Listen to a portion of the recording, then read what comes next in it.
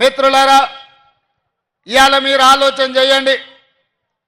ఆనాడు 2009లో కరీంనగర్ ప్రజలు తిరస్కరించి కరీంనగర్ ప్రజలు బండకేసి కొడతామని కేసీఆర్ వెంటబడి తరుముతే అక్కడి నుంచి పారిపోయి పాలమూరుకు వలస వస్తే మీరందరూ మనమందరం ఆనాడు తెలంగాణ ఉద్యమంలో తెలంగాణ రాష్ట్రం రావాలి, ఆ రాష్ట్రాన్ని సాధించాలంటే పాలమూరు నుంచి కేసీఆర్ను పార్లమెంటుకు పంపించాలి అని ఆలోచన చేసి పార్టీలకు జెండాలకు ఎజెండాలకు అతీతంగా ఆనాడు పెద్దలు విఠలరావు గారిని కాదని కూడా చాలామంది చంద్రశేఖరరావు ఈ పాలమూరు నుంచి పార్లమెంటుకు పంపించారు.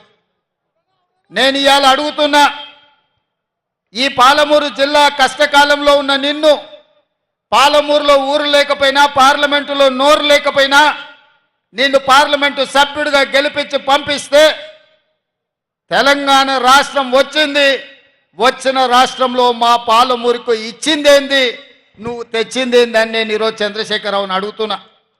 చంద్రశేఖరరావు గారిని నేను అడుగుతున్నా, ఉమ్మడి రాష్ట్రంలో సమైక్య పాలనలో 60 సంవత్సరాలు ఆంధ్ర వాళ్ళు చెరబట్టి పడావు పెట్టిన పాలమూరు రంగారెడ్డి ఎత్తిపోతలు కానీ, కల్వకుర్తి లిఫ్ట్ ఇరిగేషన్ కానీ, కోయిల్ సాగర్, భీమా, నెట్టెంపాడు ఏదైనా ప్రాజెక్టులు 10 ఏళ్లలో పూర్తి చేసినవా? ఏదైనా పరిశ్రమలు మా పాలమూరుకు తీసుకొచ్చినవా? అంతెందుకు ఆనాడు కాంగ్రెస్ పార్టీ అధికారంలో ఉన్నప్పుడు పాలమూరు యూనివర్సిటీ మంజూరు చేసి ఈ ప్రాంతాల్లో ఉన్న తండాలు, దళిత వాడల్లో ఉన్న పేదల బిడ్డలు, బలైన వర్గాల బిడ్డలు చదువుకోవాలి, డాక్టర్లు, లాయర్లు, ఇంజనీర్లు కావాలి, ఐఏఎస్లు, ఐపీఎస్లు అయి రాజ్యం ఏలాలి అని ఆనాడు కాంగ్రెస్ పార్టీ పాలమూరు యూనివర్సిటీ ఇస్తే అక్కడ చదువులు చెప్పే పంతుల పదవులు 150 ఉంటే 10 ఏళ్ళు 130 ఖాళీలు పెట్టిండు. యూనివర్సిటీ పేరు మీద పంతులు లేకపోతే పిల్లలు చదువుకునేది ఎట్లా అని చెప్పి నేను చంద్రశేఖరరావును ప్రశ్నిస్తున్నా. మా ప్రాజెక్టులు గట్టలే, కృష్ణానది మా పక్కనే పారుతున్నా, మా జూరాల ప్రాజెక్టు పూర్తి చేయకుండా, మా పాలమూరు రంగారెడ్డి ఎత్తిపోతల పథకాన్ని పూర్తి చేయకుండా ఇవాళ మా రైతులు వలసలు పోతుంటే నువ్వు ఆనందంతో నీ రాజ్యం నడుపుకున్నావు తప్ప మాకేమన్నా ఇచ్చినవా? మాకు చదువుకుల్లో సహకరించలే, మాకు ఉద్యోగ ఉపాధి అవకాశాల్లో సహకరించలే, మా ప్రాంతానికి పరిశ్రమలు తీసుకురాలే. మళ్ళీ ఇవాళ పనులు ఇగిలించుకుంటూ వచ్చి మాకు ఓట్లు వేయండి, మేము పనులు ఇగిలిస్తాము, పార్లమెంట్లో పోయి గుర్రు పెట్టి నిద్రపోతామని అంటున్నాడు. నేను ఒక్క మాట అడగదలుచుకున్నా. శ్రీనివాసరెడ్డి మంచోడే, నాకు కూడా తెలిసినోడే. గతంలో కాంగ్రెస్ పార్టీ ఆయనని ఎంపీటీసీ చేసింది, కేసీఆర్ ఎంపీ చేసిండు, ఆయన అదృష్టం బాగానే ఉంది.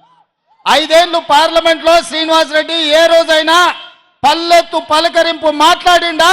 పాలమూరు రంగారెడ్డి ఎత్తిపోతల ప్రాజెక్టు గురించి ప్రస్తావించిండా? మనిషి మంచోడే కానీ మంచానికి పడ్డాడు.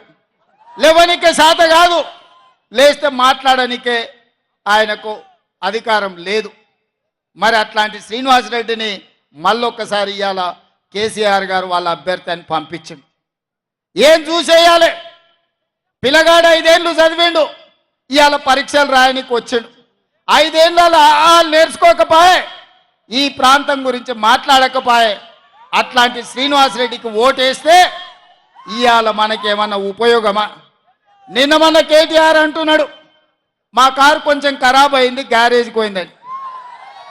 అరే పిల్లగా, నీ కారు ఖరాబు కాలే, నీ కారు ఇంజను అనుము చెడ్డది, ఇంకా మళ్ళా రాదు, తూకానికి అమ్ముడే, తూకం పెట్టి అమ్ముడే, వర్క్ షాప్ నుంచి మళ్ళా ఇంటికి రాదు. ఇనుప సామాన్లోనికి తూకం పెట్టి అమ్ముడే నీ కారు. నీ అయ్యనడుగు కావాలంటే ఇంటికి పోయి. నీ కారే కాదు, నీ అయ్య ఆరోగ్యం కూడా అనుంచెడ్డది. ఎందుకంటే 7 తారీఖు నాడు ప్రమాణ స్వీకారం ఉంటే ఆయనలోనే నీ అయ్య బోర్ల పడ్డాడు, బొక్కలు ఇరిగిన ఇయ్యాలటికి నడవలేకపోతుంది. మొన్న జరిగిన ఎన్నికల్లో ప్రజలు కారును బండకేసి కొట్టిండ్రు, 100 మీటర్ల గోతి తీసి పాతి పెట్టిర్రు. ఇంకా కూడా ఆయన పొంకనాలు కొడుతున్నాడు. నిన్నటికి నిన్న మాట్లాడుతుండు, ఈ పొంకనాలైనా ఏం మాట్లాడిండు ఆయన పిట్టల ద్వారా? నాతో 20 మంది ఎమ్మెల్యేలు టచ్లో ఉండ్రు, సిట్కే కొడుతూ వస్తారని. సిట్కే కాదు, మిద్దెక్కి డప్పు కొట్టు బిడ్డ, నీ దగ్గర ఉన్నోళ్ళు కూడా ఎవడన్నా ఉంటాడేమో చూద్దాం.